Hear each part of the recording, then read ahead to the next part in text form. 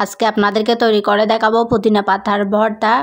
তো আসসালামু আলাইকুম এভরিওয়ান, আপনারা সবাই কেমন আছেন? আলহামদুলিল্লাহ, আল্লাহর অশেষ রহমতে আমরাও ভালো আছি। তো ছোট্ট একটি ভিডিও নিয়ে চলে আসলাম। তো এখানে আমি গাছ থেকে পুদিনা পাতাগুলো তুলে নিচ্ছি আর কি, মানে কেটে নিচ্ছি আর কি। এগুলো অনেক ঝোপালো হয়ে গেছিলো, তো এগুলো না কাটলে আবার কিন্তু নতুন পাতা ফুটবে না, যার কারণে আর কি। তো ভাবলাম এগুলো কেটে ভর্তা করে নিয়ে আর কি খাওয়া হয়ে যাবে, আবার গাছেরও মানে যত্ন এটাই হয়ে যাবে আর কি। তো এখানে আমি কেটে সোজা পাকঘরে চলে আসলাম। তারপরেই তো পাতাগুলো একটা একটা করে বেছে নিচ্ছি, কারণ ডাটাগুলো মানে কিছু ডাটা শক্ত থাকে, ওই কারণে আর কি যেগুলো যতটুকু নরম অতটুকু নিয়ে নেবো আর কি। তো এখানে পরবর্তীতে মেয়েকেও একটু কাজে লাগিয়ে দিলাম, কারণ একজনের পক্ষে তো সম্ভব না, অনেক সময় লাগবে ওই কারণে। তো এটা যেহেতু সহজ কাজ তাই মেয়ে পারবে, তো ওই কারণে আর কি।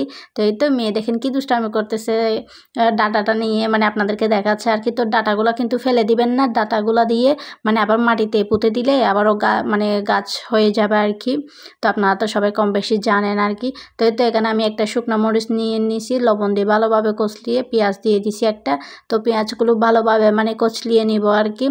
তো এটা যত বেশি কচলাবে মানে তত বেশি মানে মজা হবে আর কি। তো আমি পাতাগুলো ভালোভাবে আর কি কচলিয়ে নিচ্ছি। তো এইভাবে করলে মানে যেন কাঁচা ভাবটা না থাকে আর কি, ওইভাবে করতে হবে আর কি, একটু সময় নিয়ে করতে হবে এটা। তো আসলে এটা অনেক উপকারী আমাদের জন্য পুদিনা পাতা, মানে একটা ঔষধি বলা যায় আর কি। তো একটা রিফ্রেশ কাজ করে পুদিনা পাতা, তো ওইটা আর কি। তো এতগুলো পাতা তো আর মানে নষ্ট করা যাবে না, তার কারণে মানে ভর্তা বানিয়ে খাওয়াই যায়, অনেক মজা হয় কিন্তু।